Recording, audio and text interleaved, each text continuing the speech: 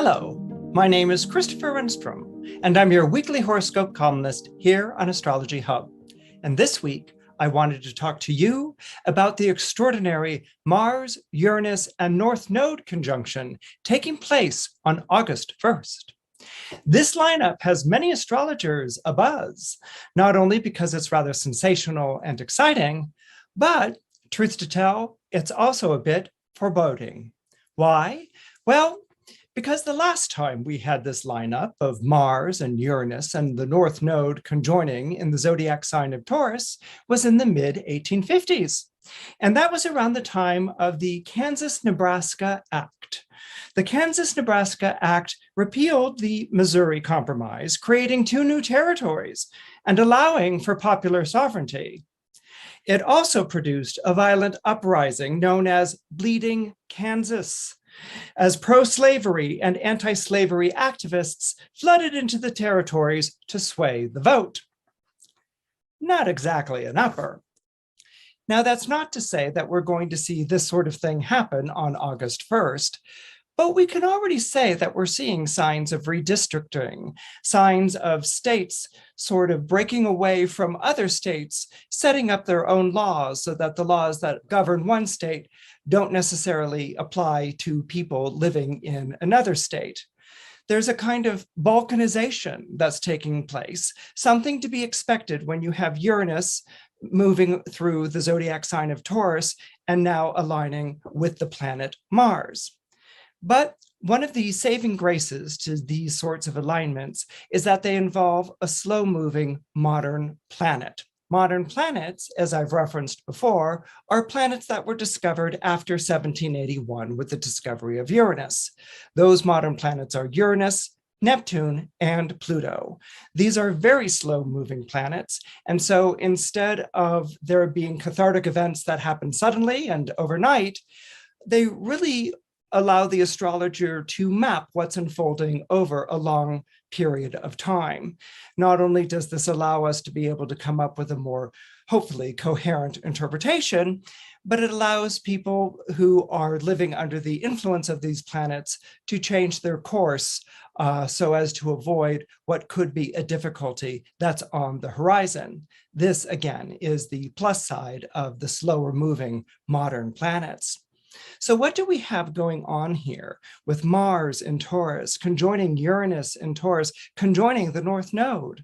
Well, I'd like to sort of break it down into three stages, if I will. Mars is the planet of what I want.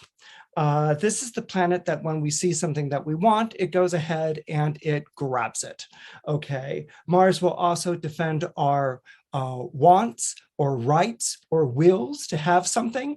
And Mars is the planet that's going to back up your sun in terms of accomplishing the things that you want to accomplish in life. Sometimes it's done nicely, and sometimes it's done by stomping on other people's feet and using the use of sharp elbows as you elbow your adversary or opponent to one side. So when you sort of think of Mars, a good image can sort of be a roller derby where they're skating around in the rink and they're kind of like slamming each other and sending one another up and over the rails and things like that. That's Mars when it's highly activated. And so we have Mars in Taurus. Now, typically, Taurus is a peace-loving sign because Taurus is ruled by the planet Venus. And so people born under Taurus have a tendency to be sort of low-key, easy to get along with, and pretty much peace-loving. Now, that doesn't mean that they don't have their off days and they can get into a bit of a snit, snorting their nostrils and pounding the ground with their hooves and getting ready to charge at you if you've trespassed on their territory in some way. But for the most part, people born under Taurus and Taurus energy is very content to go and graze out in the pastures and fields. When you have Mars in Taurus, like we have had for the past couple of weeks, what happens here is that Mars begins to really chafe on that Taurian energy. It really begins to anger it. It begins to irritate it. It begins to provoke it so that you go from a peaceful, loving bull to getting ready to charge bull that's seeing red or someone trespassing on its turf. And so this is the first idea of the Mars in Taurus, this notion that one's turf is being trespassed upon. When it conjoins Uranus, which is a very volatile planet. Uranus is the planet of revolution and change. What happens is that exacerbates the Mars energy. It increases it. If we're talking about sound volume of 1 to 10, we're suddenly going from a 3 to a 9.5, closing in on 10. Okay, Uranus will take that energy and it will exacerbate it. And this is pretty much a time when we don't have planets in Capricorn like we did with Jupiter and Saturn before, sort of trining or offsetting that Mars energy. So this is a time in which that Mars energy is truly getting exacerbated because there aren't other planets in Earth signs to ameliorate it. Then we add the North Node to the mix. The general rule with the nodes, North Node and South Node, is that any planet that is passing over the node will be affected by the node accordingly. This comes from the medieval reading of the nodes in astrology. So the North Node was said to have the waxing energy of the moon. The nodes are lunar nodes, and so they always refer to the moon. So any planet passing over the North Node in the sky has a waxing energy. In other words, that the energy of that planet increases. And therefore, any planet passing over the South Node in the sky has a waning energy. Waning is when the moon is losing its light. And so the energy of that planet wanes. It becomes less than. What's really wonderful about a North Node possibility is that if you have a benefic passing over a North Node like Venus or Jupiter, then the beneficence, the benevolence of that planet increases.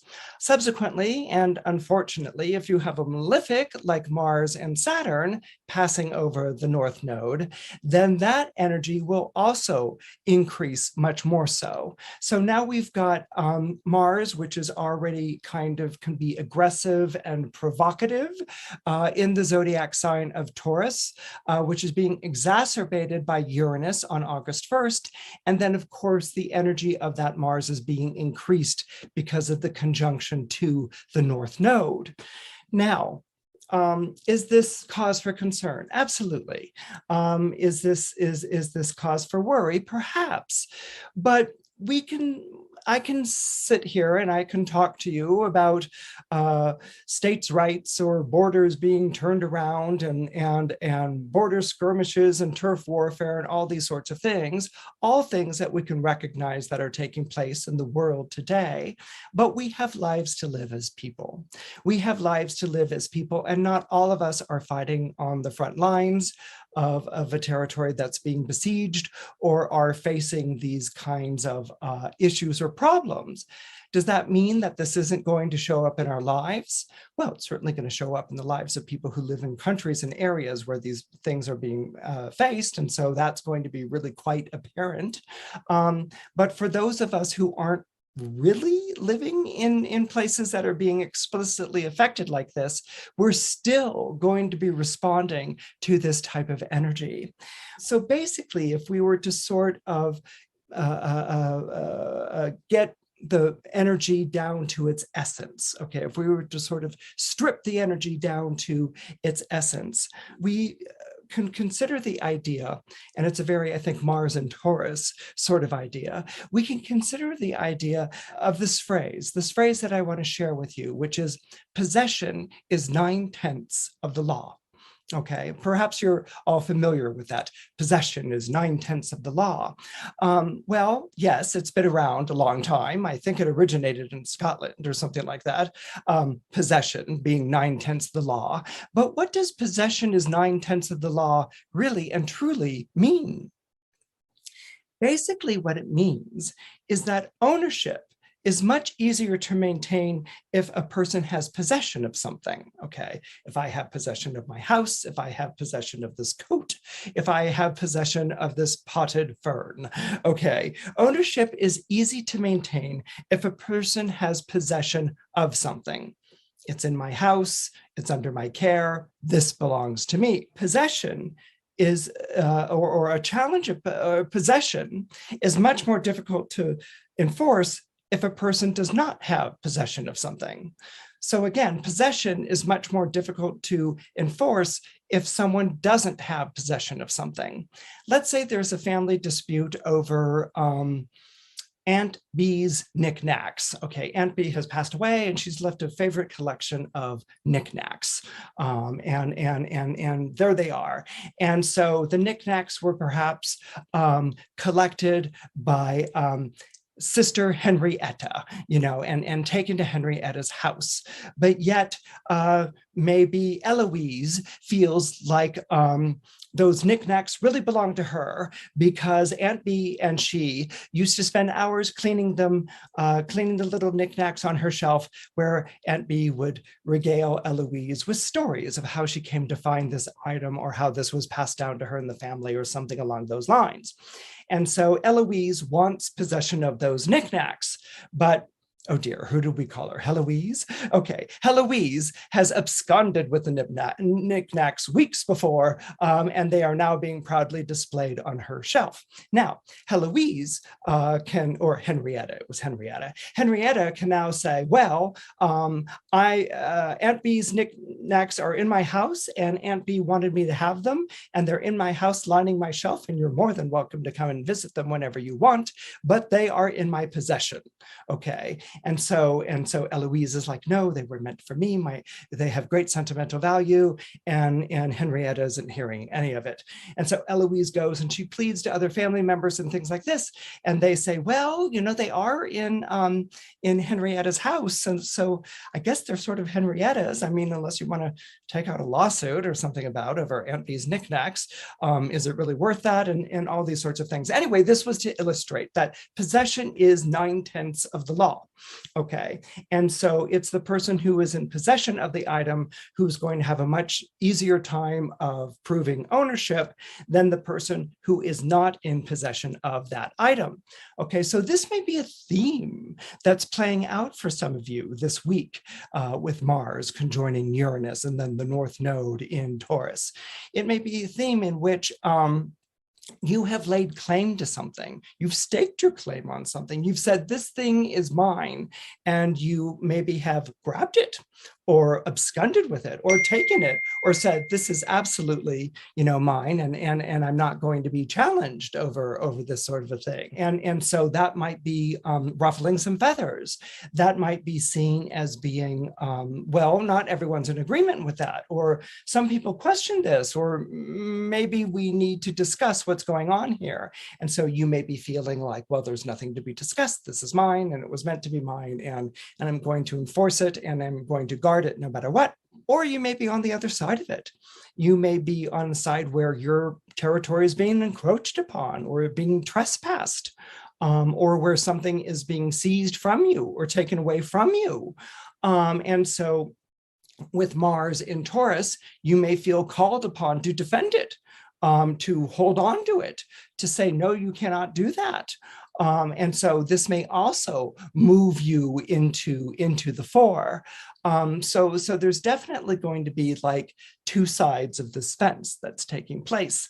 And either, you're in possession of it, or someone is trying to encroach on your turf or take possession of something that it is that you have.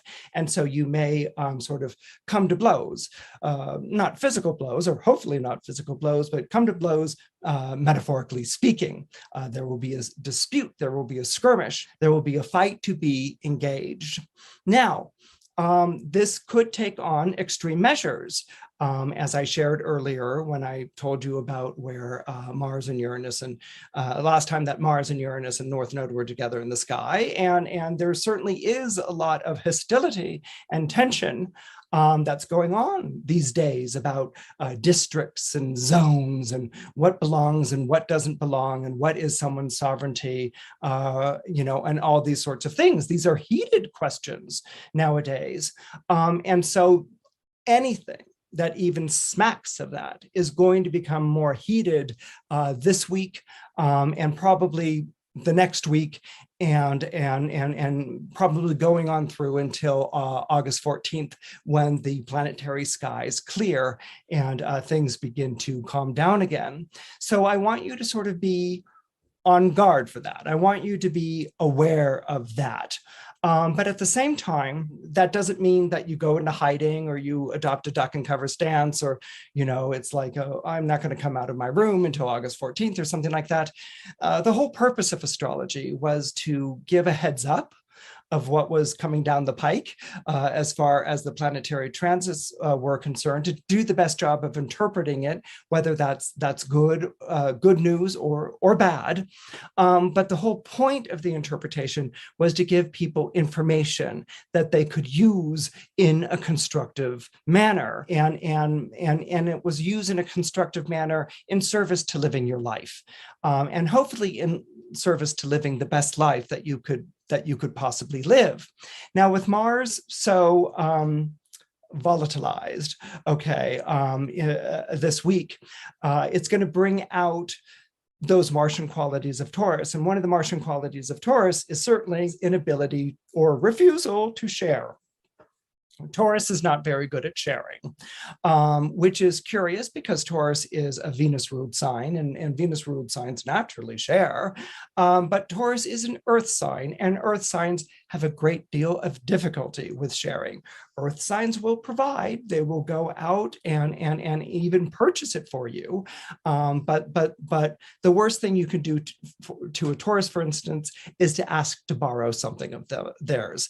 It really drives them crazy, because part of them wants to say, no, get your own. And then the Venus ruled part of them is like, well, I should be able to. And so there's like this back and forth. And Taurus would much rather go out and buy you something that looks like the thing that you wanted to borrow and give it to you than experience sleepless nights worried about whether it's you're going to pay them back or give them back the borrowed object or something along those lines. So what's going to be exacerbated during this time, really over the 2 next weeks, is a lack of sharing and probably a lack of caring that goes along with that. Now, that could come out of heated justification. I'm fighting the good fight for Aunt B's knickknacks, or it can be this feeling of like my territory or turf is being encroached upon, or someone's poaching my intellectual property or something like that. I've got to fight for that, and so you're going to go at that, and it's really going to be this kind of building up or increasing of dispute-like energies. Now, one of the things that we can find comfort in, that we can take guidance from, following these heated times, is the position of Venus in the sky. Remember that the planet Venus is the astrological ruler of Taurus, and no sooner do we have this Mars-Uranus-North node conjunction in Taurus on August 1st, then on August 2nd, it's followed by Venus sextiles to Mars and a Venus sextile to Uranus. So basically what Venus is doing is that it's allowing a sort of release for that energy. Why is this important? Because Venus is the planetary ruler of Taurus. So we have Mars in Taurus next to Uranus and North Node, and it's coming on strong and very bullish. And then it's followed by Venus in Cancer sextiling the Mars, sextiling the Uranus, finding an outlet, finding a way to maybe begin to negotiate or to talk. No sooner do we have the Mars and Saturn square, between Taurus and Aquarius on August 7th, then we also that very same day have a Venus-Neptune trine. So there's, and again, that matters because Venus is ruling the Mars, which is in Taurus. So we have this kind of cooling of the brow that's taking place, this presentation of Venusian things. And Venus, of course, is a planet that's very much involved in negotiation, in pacifying a situation, in looking for ways to bring two parties that have left the table, refusing to talk to each other again. Venus will go and find ways to bring the two parties back to the table so that they can sit down and work out their differences. So this is a very nice thing. Not everything is going to be heated, extreme, incendiary, and impossible. We have very strong Venusian energy, which are accompanying delaying these transits, which can soften and ameliorate the situation. So this is something to concentrate on when you feel like your back is up against the wall, someone's encroaching on your space. Think of the way that you can appeal to this person, or appeal to, if you have to, another agency or a third party. And there should be someone available who can intervene and bring down the temperature of what's going on. If you want something and you deserve this, and it was always meant for you, is there a way that maybe you can share some of what it is that you're getting? You may not have to, you may not technically have to, or anything along those lines, but it might be a good idea too, because it would address someone's hurt feelings or the fact that they feel shortchanged in some way. If there's something that you can offer, that shares some of the benefit that you're gaining, you can make a party that feels burned feel better, and also you can prevent any sort of ill will against you in the future. What Taurus is always about is finding a way for everyone to get along in a space and in a territory. And the thing is, again, right now there's a lot of focus on this is my space and get out, and what applies here isn't going to apply over there. There's a kind of balkanization of space that's going on these days. But the fact of the matter is, we live on one planet. We live with, ultimately speaking, limited resources. And if we don't find a way to get along, or let me put it like this, finding a way to get along isn't some sort of idealistic, naive notion. Finding a way for everyone to get along is becoming more and more a physical and practical concern, because where else are you going to go if everyone's fighting or outpricing or grabbing things or encroaching or trespassing? Okay, so whatever you can find in your abilities to lower the temperature, to share. You won't feel like sharing because the energy in Taurus is really strong, but to share, to find a way to share, to find a way to compromise. Okay, you can't have the whole dessert cart, but maybe you'll, settle for a piece of cake. The more that you can do this, the more that you're going to make the world a better place, and the more that you're going to make your life, at least for the next 2 weeks, a lot easier. Are you looking for personalized guidance? Do you have questions about what you're meant to do and be in this lifetime? What you need in intimate relationships to really thrive? Or what major themes you'll be working with in the months to come?